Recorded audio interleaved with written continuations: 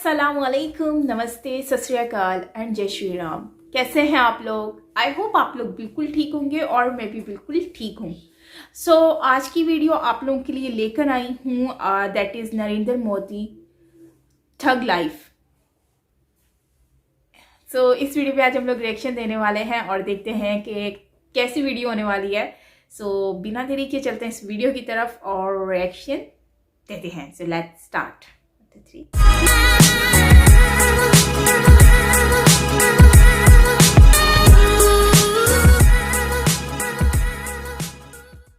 माननीय इस वक्त हमारे बीच मौजूद हैं Shri Anand Mahindra, chairman of Mahindra group of companies. वो भी आपसे कुछ कहना चाहते हैं। आनंद जी की तरफ लाइट नहीं है, अंधेरा दिख रहा है। हाँ। रोशनी आपसे आ रही है प्रधानमंत्री जी। वाह वाह वाह।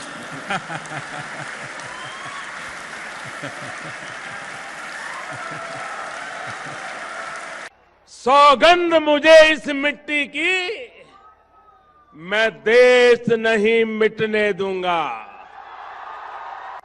मैं देश नहीं रुकने दूंगा, मैं देश नहीं झुकने दूंगा।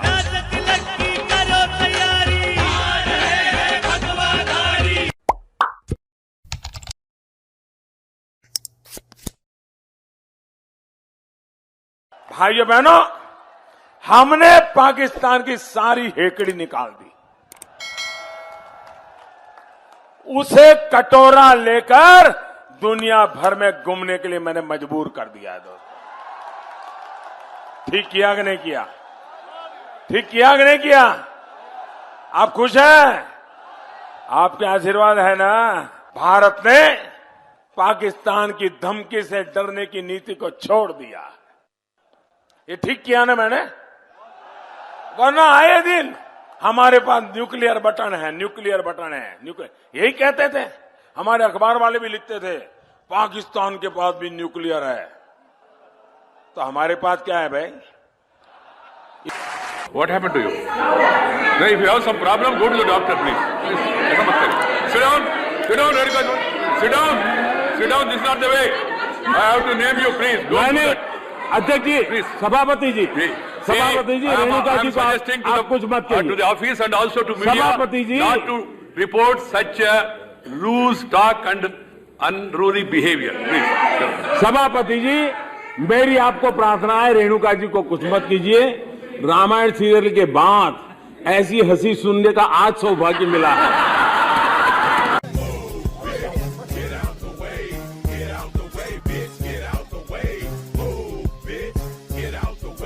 एंड बेसिकली हमारा आइडिया डिसलेक्सिक पीपल पे बेस्ड है। डिसलेक्सिक बच्चे ऐसे बच्चे होते हैं जिनकी लर्निंग और राइटिंग पेस बहुत ज्यादा स्लो होता है, बट उनकी इंटेलिजेंस और क्रिएटिविटी लेवल काफी अच्छा होता है। जैसे कि हम तारे जमीन पर मूवी में दर्शीन रावल का जो भी क्रिएटिविटी लेवल था वो काफी अच्छा था। तो कोई 40-50 साल के बच्चे को भी ये योजना काम आएगी?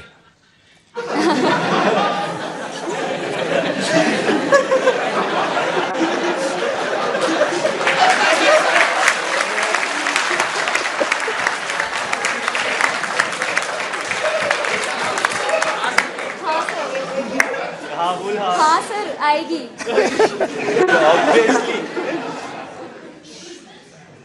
तो सर बेसिकली फिर तो ऐसे बच्चों की माँ बहुत खुश हो जाएगी। अब आप कह रहे हो कि यहाँ आलू की फैक्ट्री लगवाओ, आप कह रहे हो कि यहाँ पे किसान की मदद करो। आलू की फैक्ट्री लगवाओ। अंत में मैं विपक्ष का नेता हूं, मैं दबाव डाल सकता हूं, जो मैं कर रहा हूं, मगर मैं डिसीजन तो नहीं ले सकता ना। मैं किसान के लिए आलू की फैक्ट्री तो नहीं खोल सकता। अबे साले।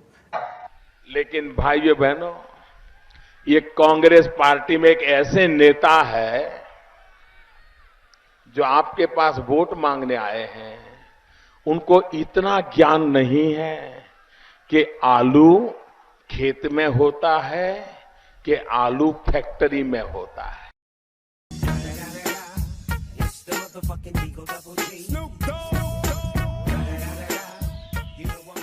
आज हम कहां हैं उसका पता तब चलता है कल कहां थे। और वो भी, ये बात सही है कि जब हमारे माननीय सदस्य ये कहते हैं कि ये क्यों नहीं हुआ, ये कब होगा, ये कैसे होगा, कब तक करेंगे, ये जब सुनता हूं तो कुछ लोगों को लगता होगा कि आप आलोचना करते हैं। मैं नहीं मानता हूं आप आलोचना करते हैं। मुझे खुशी है कि आप मुझे समझ पाए हैं, क्योंकि आपको विश्वास है करेगा तो यही करेगा।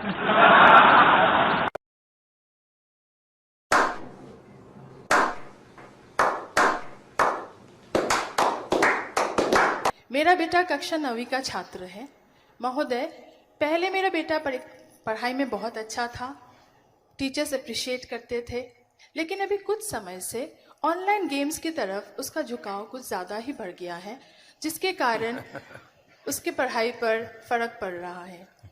मैंने उसे बहुत समझाने की कोशिश की है, लेकिन मुझे लगता है मैं असफल हूँ। कृपया मेरा मार्गदर्शन कीजिए कि मैं इस स्थिति को कैसे संभालूं। धन्यवाद। माननीय, कृपया इस पर अपने विचार प्रकट करें।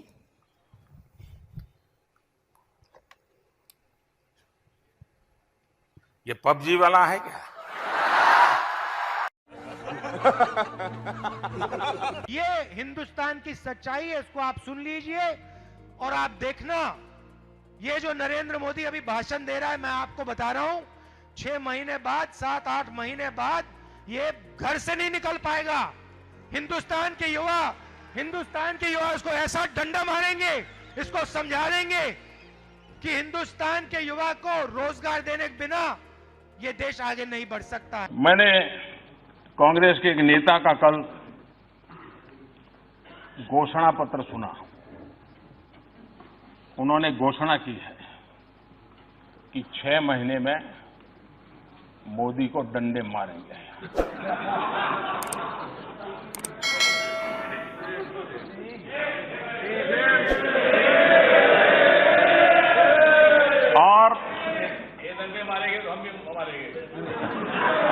और ये बात सही है कि ये काम जरा कठिन है, तो तैयारी के लिए 6 महीने तो लगते ही हैं। तो 6 महीने का समय तो अच्छा है, लेकिन मैं भी 6 महीने में तय किया हूं कि रोज सूर्य नमस्कार की संख्या बढ़ा दूंगा, ताकि अब तक करीब 20 साल से जिस प्रकार की गंदी गालियां सुन रहा हूं और अपने आप को गाली प्रूफ बना दिया है, 6 महीने ऐसे सूर्य नमस्कार करूंगा कि मेरी पीठ को भी हर डंडे झेलने की ताकत वाला बना दूंगा।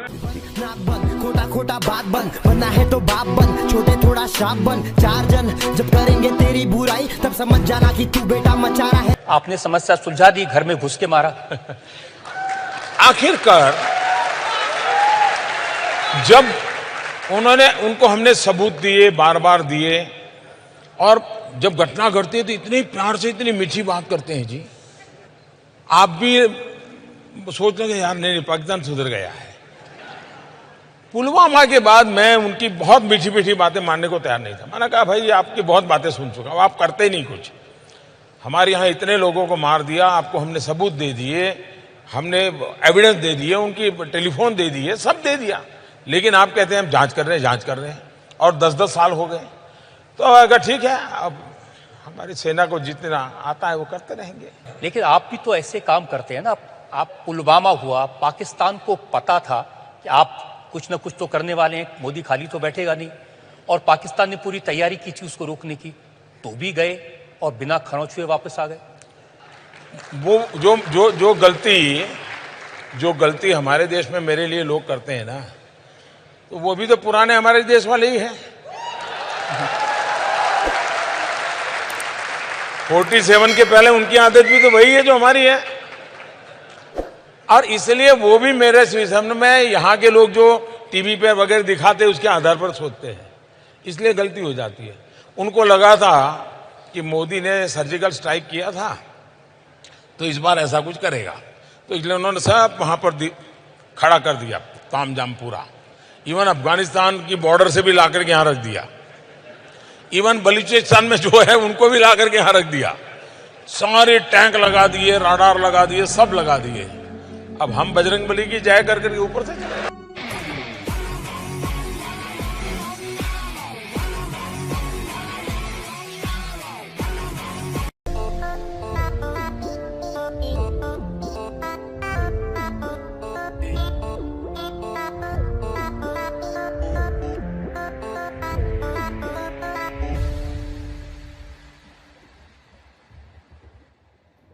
Oh my God. So guys, ये था वीडियो जो कि ठग लाइफ और जो कि नरेंद्र मोदी जी की ऊपर था।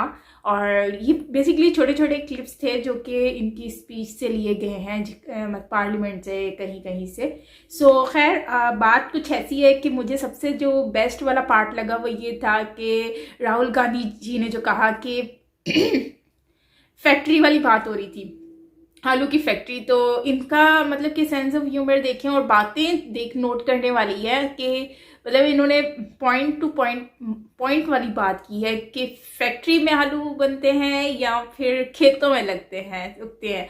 सो मतलब ये वाली बात बड़ी मज़े की थी। तो मतलब कि हो सकता है कि राहुल गांधी से भी फिसल गई हो बात जुबान से, लेकिन बात पता है क्या होती है? बात ये है कि इनकी सेंस ऑफ ह्यूमर कितना है कि ये हर बात को किस तरह से नोट करते हैं। सो इनका ये जो तरीकाकार है मुझे बहुत अच्छा लगा और काफ़ी एक्टिव माइंड के हैं। काफ़ी बातें जो हैं वो सोच समझ कर करते हैं और पॉइंट टू पॉइंट करते हैं। अच्छा, एक इन्होंने कहा था, न्यूक्लियर पे बात हो रही थी, पाकिस्तान के न्यूक्लियर के ऊपर।